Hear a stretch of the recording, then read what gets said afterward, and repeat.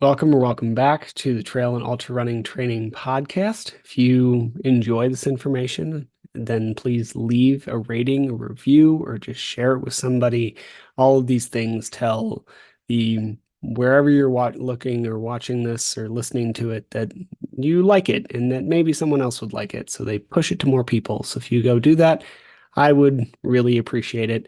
And if you are on a place where it's really easy to leave a rating or review by clicking a couple buttons, appreciate that as well. Anyway, let's get into the topic for the day. And I don't really know what to call this. On one hand, I wanted to call it like don't get complacent. And on the other hand, I kind of just want to call it don't like just do your exercises. I had this conversation 6 times this week, and one time was with myself. So let's be real, we're not perfect here. Um, but basically, if you have something that's helping you, especially helping you stay out of pain, and it doesn't take very long, and I'll use mine as an example here in a second, then just do those activities that keep you out of pain. So I don't want to call anybody out because, as I said, I've had this conversation 6 times this week. It was five as of this morning. I had it in person again today. So trust me, it's not just you if you think this is you, but might also be you. So I have ankle stuff. I destroyed my left ankle in college. I really hurt my right one during the Dead Horse 50 and like did some damage to my PTT. I have turned them more times than I could possibly count. That's not an exaggeration. Like I turn them pretty much every run. So it's just a lot. Now, over the years, I have just come to do ankle strengthening things. And so like when I'm standing, I will like wobble back and forth. It's really not hard. I can do them right now, and I find them really helpful. And over the last year, my ankle has felt great.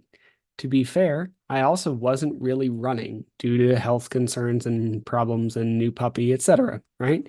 So on Sunday, 4 days ago, I went out for a 7 mile run with Teddy. Not epic by any means, but pretty big considering the two of us have not been training really at all. And he did great, by the way. 1,200 feet of vert, learned to drink directly out of the bottle as I squeezed it in his face. Killed it. Going to be a good running dog. At least if we can keep him from overheating and dying of heat stroke with all of that chow fur that covers me every moment of every day. But I digress. Throughout the run, I turned both of my ankles. I didn't sprain them. They're fine. They're a little achy, but I was worried I did something real to the right one. But once the adrenaline wore off, it was fine. But I could also tell they were less sturdy than they have felt in the past. And that's because I haven't done anything for ankle strengthening in the past year because I haven't really been running and they felt good. And then I went out hard for a run in some fairly new shoes with a decent stack height, and all of that felt good. I turned both of them in the span of a couple miles, and that probably shows that I need to keep doing my ankle exercises. And this is true for most people who have these kind of chronic injury things. And I'm going to do a thing on running form here pretty soon. But one thing you need to be able to run well is some degree of ankle flexion. And a lot of people don't have very good ankle flexion, be it from some level of genetics or the way we grew up or a past injury that kind of healed tight, for lack of a better term. And I assess everyone I coach for ankle flexion. And if it's bad, I give them a couple things to do and ask them to work on it until further notice, with the full intention of that probably being forever. And then a few weeks later, I often hear that they feel a twinge in their calf, or they like strain their gastroc, or they feel a tightness in their ankle. And I ask them how their ankle mobility has been going, and they tell me that it hasn't, right? Just because it's boring is really the actual answer. Like just do your PT or your rehab or your mobility or whatever you want to call it. If you have some things that are assigned to you, and I don't like that word, if you have some things that are recommended to you by someone who is trying to help you feel less pain, then do the things that they have recommended you do to feel less pain. And if it doesn't seem to help, then you can stop doing them and tell them that it's not working. But give it the old college try for a couple months and see how it works. And if it does seem to be helping, keep doing it. Maybe forever or until you haven't had any struggles for like a year. I don't know. It takes like 2 minutes per day, and you could probably do it while you do other stuff, which is the other thing. And I, again, have all sorts of these things, right? Like if I have tendencies towards, because of the activities I choose to do, some level of tennis elbow pain, like up here on the top of the forearm. I have tendencies towards ankle stuff. My hip labrum is probably torn. That one's not super fun. I definitely have problems there. So I have things that I just need to do. And this is true for most of us. Most of us very rarely make it into adulthood fully unscathed without some level of injurious past. And if we're going to do something like an ultra marathon, then you're probably going to end up with some level of injury, hopefully really low level, hopefully just on the like tweaky, niggly side of problems, but you're probably going to feel your body in ways that you don't necessarily enjoy.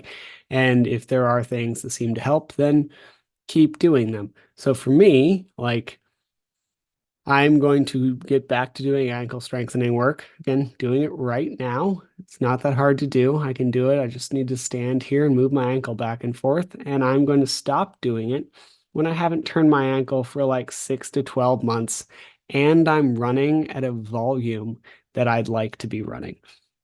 And that last part is super important because if I'm not running, I'm not going to turn my ankle. And this is kind of the issue over the past year. I haven't been running, but I fully intended to get back to it, and I didn't keep doing the rehab stuff, right? If I take a year off and climb and like don't run, then I should have kept doing the ankle stuff to be ready because I knew I wanted to come back to it once all of the other things were less problematic. Now, if I have in the past struggled with ankle flexion stuff, and I don't do that anymore because my knee is now sufficiently past my toes to allow me to do the stuff I want to be doing. And most of the activities I do reinforce that patterning, so it's not going to regress, right? Probably never going to get to stop doing hip stuff because my hip labrum is probably torn, and it's not, it certainly acts like it because I have a lot of pain and imbalance from side to side. And I like to run, which is really the most stress you can put your hips through, at least in the biggest range of motion. Right. So that's probably on the forever list. There's a spectrum here. If you get to a spot where it's fine and has been fine for a while, probably don't have to do your rehab anymore. Not saying we should do these like single leg knee bends off a stair to a toe tap because you had an ACL surgery 20 years ago. Like that's insane. But if we are having pain and it seems to help, and you had pain 4 weeks ago, probably too early, right? Like do it a little longer than you think you need to, and that will probably help. Like, and I realize most of the reason we don't do these things is twofold. It's boring and it's just easy to forget, which fair. My brain isn't great at these kind of things. Like I don't have a mobility practice. I tried to do this where I'd like do it at the end of my day when I wound down and I did the stretching thing, and that has never ever worked for me ever. The only way I'm able to integrate any of this into my life on a consistent basis is do it while I'm at work, right? So the way my ankle flexion got better, when you watch someone squat, you occasionally have to make sure their heels are down on the ground. So I would get down on the ground and do ankle flexion work while I watch someone squat to make sure their heels didn't come up, right? I will work on my hip here because this is a standing desk if you're just listening to this. And I'll pop my leg up underneath this like desktopper and do hip rotational work on my desk while I write emails and programs. Like do it at work, do it as soon as you wake up, do it right after you run, do it before you run, do it before you go to bed. I don't, it doesn't matter. Whatever allows it to stick in your brain is fine. There isn't like a big secret here. You know how your brain works, you know how you best develop habits, or whether you don't do great at developing habits and have to integrate it in different ways. But whatever allows you to, you know, brush your teeth on a daily basis is exactly the same kind of things we need to do here. You need to integrate it into your life in a way that sticks. That way, you'll keep doing it until your body stops telling you to do it by getting injured. And if you're, kind of hurt right now, not the type of hurt where you should really be going to see a PT or a doctor, but just that kind of hurt where things are achy and you're not exactly loving how your body's working, then reach out. I'd love to chat with you. We'll set up a short call, see if I can help.